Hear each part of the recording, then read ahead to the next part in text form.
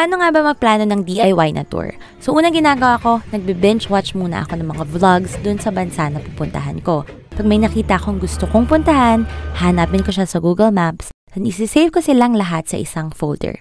Second step, titingnan ko yung proximity nila sa isa't isa. Alin yung mga lugar na pwede ko nang puntahan ng magkakasunod. So, i-group ko na yung mga lugar na yon, yung mga possible na puntahan ng sabay-sabay or at least within the same day. Para syempre, makatipid tayo sa pamasahe at sa oras. Third step, pinaplot ko sila sa Excel template na lagi kong ginagamit pag umaalis ako. So, nandun na yung date and approximate time na gusto kong pumunta sa lugar na yon, yung name ng lugar, yung activities na gusto kong gawin doon, and yung estimated costs kung saan nilalagay ko kung may entrance fee or ticket na kailangan akong bayaran. So later on, ito na rin yung ina-add up ko para malaman kung magkano ba yung reasonable na pocket money na kailangan kong baunin. Dun sa remarks na column, nilalagay ko naman kung halimbawa sarado yung lugar pag weekend or kung advisable bang gabi pumunta kaysa sa umaga or kung may booking number ako, nilalagay ko na rin doon para hindi na ako maghahalap sa email ko later on. Pag may mga exact addresses akong kailangan, sinusulat ko na rin dito.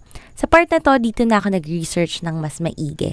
Dito ko na ma-figure out kung lahat pa talaga ng nilagay ko sa Google Maps folder ko ay feasible pang puntahan. So, tinatype ko lang yung name ng lugar sa Google, then makikita ko na dyan yung operating days and operating time niya. So, halimbawa, sarado daw sila ng Monday. So, syempre, hindi ko na siya ilalagay ng Monday, ilalagay ko siya ng Tuesday or Wednesday. Tapos halimbawa, within the day, may dalawa akong lugar na gustong puntahan. Yung isa magsasara ng 4 p.m., then yung isa hanggang 8 p.m. pa. So, syempre, unahin ko na yung mas maaga magsasara. Sa process na to, mas nag-focus na ako sa mga written blogs para sa mga detailed explanation ng mga taong talagang nakapunta na sa lugar na yon. Nag-check na rin ako ng mode of transportation in between the locations para makonsider ko na rin gaano makatagal yung biyahe in between. So this will help me figure out kung ilang lugar lang ba talaga yung pwede kong mapuntahan sa loob ng isang araw. So minsan kasi na-overwhelm tayo na parang gusto natin lahat puntahan kahit hindi na talaga feasible sa loob ng isang araw. So nilalagay ko na rin sa Excel sheet ko yung Klook link na activity na gusto kong gawin sa lugar na yon. So if magbubook kayo ng Klook, you can use my discount codes para makatipid kayo ng konti. Happy travels!